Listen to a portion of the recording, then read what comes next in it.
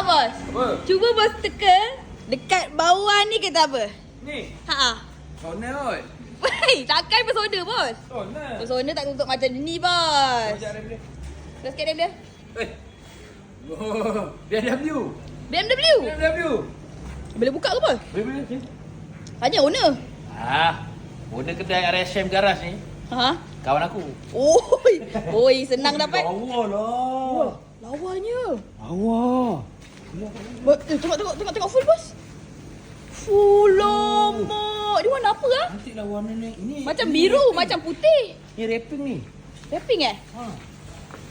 Full lama. Lawa lah. Wow. Lawa bos. Bang, abang press. Bang, ini awak yang wrapping ke? Ya saya. Oh, abang press je rapping. Sini. Bang, ini pakai stiker apa? Stiker jenis apa? Daiju. Ha? Daiju. Daiju. Yang mana? Yang ni bukan Daiju apa? Kod Knowles. Cantik lah warna dia.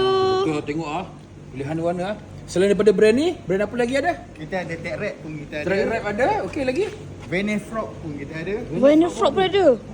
Bang, yang ni kau rap juga Ni pun saya rap dia. Wah, lama. Single Lawa. cap macam ni pun rap. Ni rap abang spray. Rim saya spray betul. Oh. Kau tengok rapping. Lepas tu boleh spray rem dekat RSM Garage.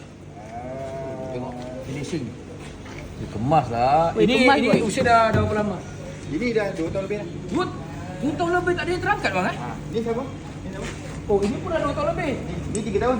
Ui. Ni 3 tahun. 3 tahun tak terangkat, kau hati hasil kerja. Datang buat ni je, buat maintenance je.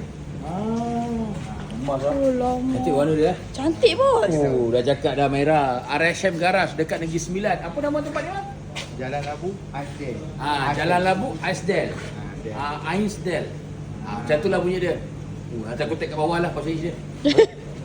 Marem.